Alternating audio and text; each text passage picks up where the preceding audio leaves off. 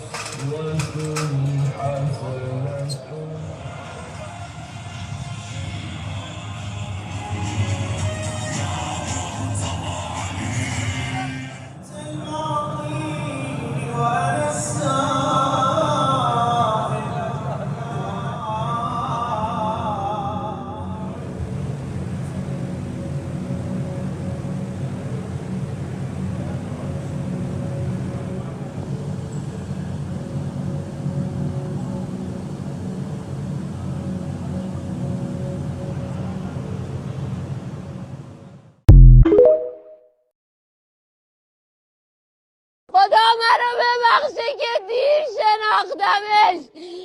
میگفت شما منو دیدین دوست دارین، من شما رو ندیده دوست دارم. میگفت من ندیده شما رو دوست دارم. Guys, welcome back again to the channel. So family, millions of people actually came out to mourn this supreme leader. Millions of Iranians came out to mourn him. That's to show you how much love this man have, like how much love people have for this man. Because had it been this man was a bad person, nobody will come out for him. I mean, nobody. But you guys, millions of people. I even saw a US citizen guy also, protesting and mourning him and making videos and sharing with us how millions of people come out to mourn this supreme leader. Family, millions of people, more than 40,000 million came out. More than 40,000 million came out. And you guys, some people are like, oh, if actually he was a bad person, this kind of crowd, like people wouldn't have come out for him, a massive crowd like that for him. And they're like, Trump is shocked, of course. He will be like, oh, this kind of people still are still living in Iran. The same Iran will be bombing. Like, let me know what you guys think. Let me just leave you guys to keep watching, of course, okay? I'll come back with more commentaries. Stay with me, guys. Israel and America are looking like fools today as 9 million people have attended Ayatollah Khamenei's funeral in Tehran. Leaders and representatives from all across the world and over 9 million people were in Tehran for the funeral gathering. People all over the globe coming together against Israel. This is the proven turning point of history as the world is coming together in one monumental funeral to honor the man who fought against Israel. Despite telling us that Iran hated this man. Despite telling us that the Iranians needed saving through some weird bombing campaign, 9 million Iranians from all across the world came to support him. And it wasn't just Khamenei who was honored, it was also his grandchild in a small coffin, who was killed on the opening strike of the war by an Israeli airstrike. It cannot be overstated what this means for the world. Everyone from every continent, every religion, and every background coming together against Israel and in honor of Ayatollah Khamenei. It has been 4 months since the Supreme Leader was killed, along with also other members of his family. Why has it taken so long for proceedings like this to take place?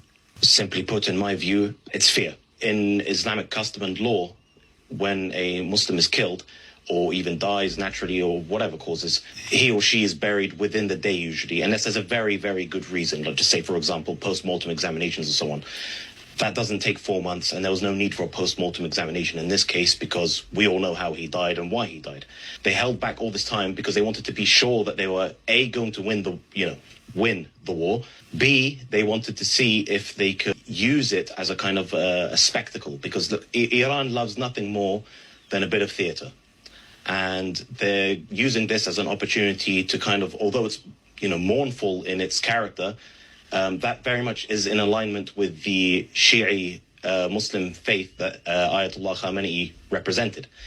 But they're also using it as a kind of a victory lap, saying, look, not only are we going to hold this massive funeral procession in Iran, we're going to take it next door into Iraq. And in Iraq, the state may be friendly to Iran, but there are millions and millions of Sunni Arabs, Sunni Kurds especially, even amongst the Shia, who absolutely despise this man because of what he did to their country through Shia militias, death squads, and so on. So it's not a very good look for Iran, even though they think it may actually be a kind of a victory lap for them. It just shows that they were too afraid to do anything about their supreme leader, to bury him in a timely manner and according to Islamic custom, because they were afraid that the funeral procession in Tehran would have been struck again and killing other officials. Why do Western activists and journalists need you to believe that millions of people in Iran attended Khamenei's funeral? Well, the first question is, did they? The population of Iran is about 93 to 94 million. Let's round that up to 100 million. If 1 million people attended, that's still 1%, let alone all the people that flew in for the funeral. And we already know from leaked surveys that about 92% of the population is against this regime. Can you prove it? Can you show me the statistics? I don't need to show you the statistics. You already know without reading a single book, without looking at a single survey. How do you know? Mic drop moment. Because Iranian people are ordinary, civilized humans just like you. Ask yourself the question, do you want a terrorist mass murdering regime that suppresses all your individual rights? If the answer is no, then why would they be any different?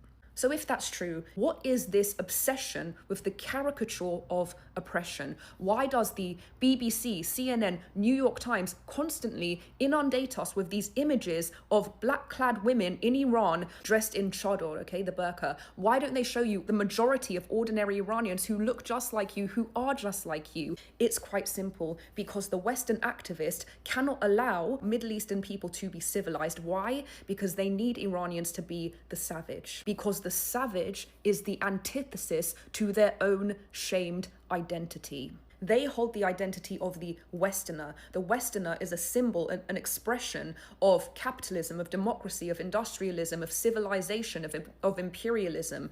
All of these things they've been made to feel shame for as part of their far leftist ideology, which stems from Marxism. Because they have this identity which is now morally contaminated, the shame seeks to relieve itself through creating distance from the morally contaminated identity and instead worshipping its logical opposite. What is the logical opposite of Westernism? The savage. The savage is untouched by civilization. The savage is untouched by modernity. The savage represents resistance to the source of their own shame. That's why they have to create and reinforce this caricature of the noble savage. They reduce an entire nation to cavemen, quite literally beating on their chests. Me no want imperialist aggressor. The savage that doesn't want freedom, that doesn't want liberation, that doesn't want democracy and civilization unless they've been poisoned to want it by Mossad, because worshipping the noble savage allows them to perform distance from what they perceive to be their own morally diseased identity. And if they really feel shame for that, they will quite literally fly to Iran, stand amongst the savages through which they are being baptized, right? Morally baptized, and chant "Down with my own country." Down with USA! USA! I wrote all about this in my book. It's coming out next year. Folks, we're here in the Tehran Mosala. This very table is where each and every foreign dignitary and president comes to sign their final respects to the martyred leader, Ayatollah Khamenei. They come and pass through these doors right behind us, sit down here, and write with these pins. As you can see, everyone has come from over 100 countries to pay their respects. These foreign dignitaries, presidents, prime ministers. The ceremony is currently wrapping up, and tomorrow will be the very first day of the funeral processions for the public.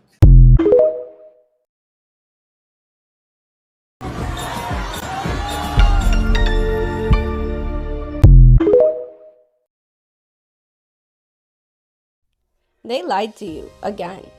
They downplayed the largest funeral in human history. They used phrases like large crowds, huge crowds, or hundreds of thousands. The New York Times did it, the Associated Press did it, Reuters did it, Middle East Eye did it, and many others followed.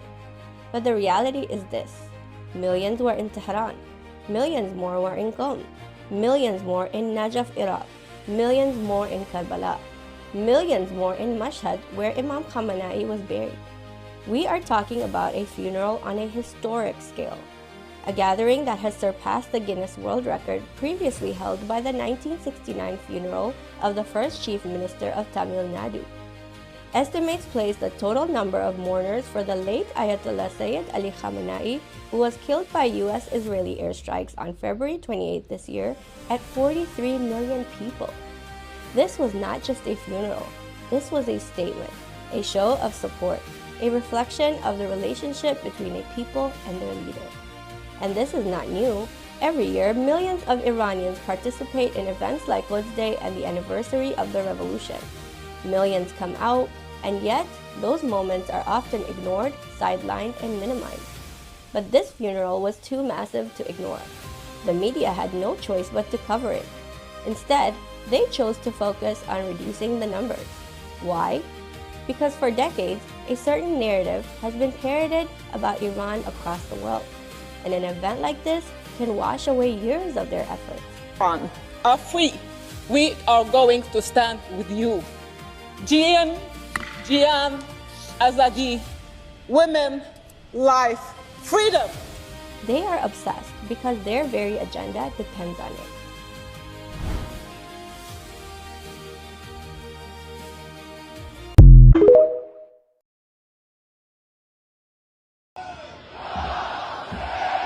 Stage of this funeral ceremony has arrived. The people of Iran and the nation of Iran are saying their final goodbye to their leader, Sayyid Ali al-Khamenei. Right in front of me is the shrine of Imam Rida alayhi salam, and this is where he will be laid and rest. I'll let the image speak for itself.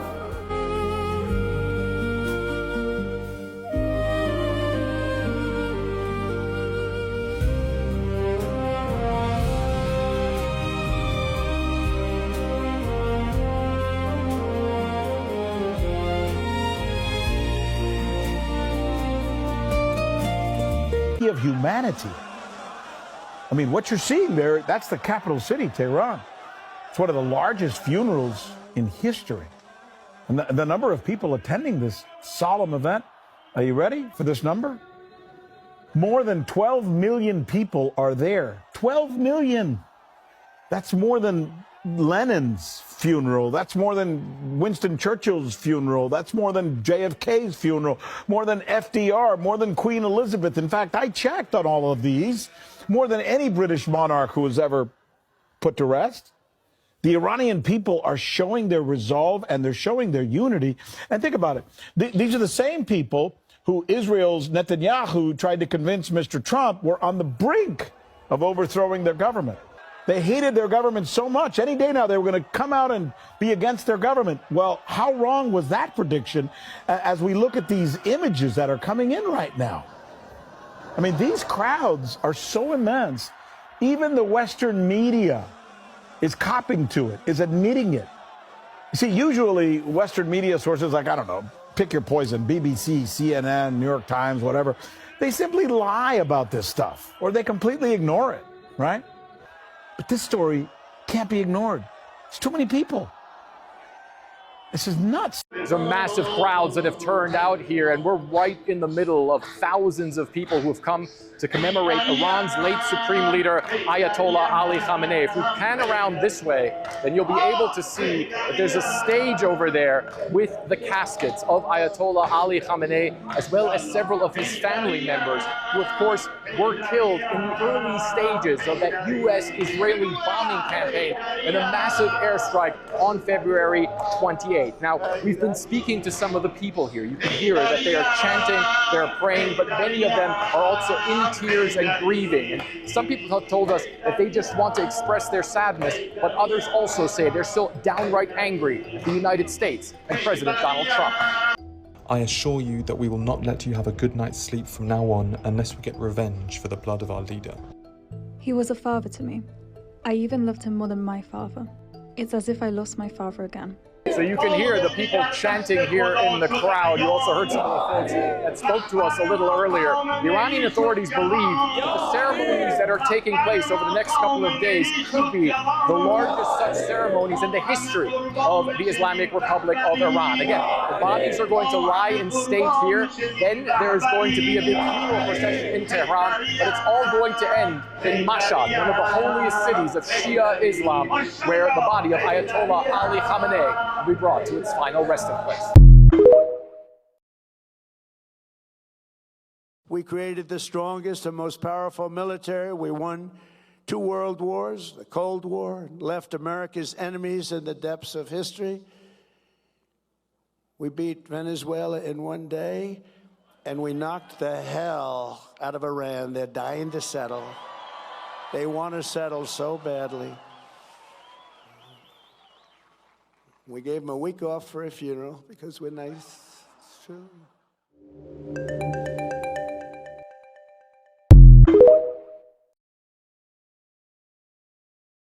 And we are ready, we are ready to stop the war.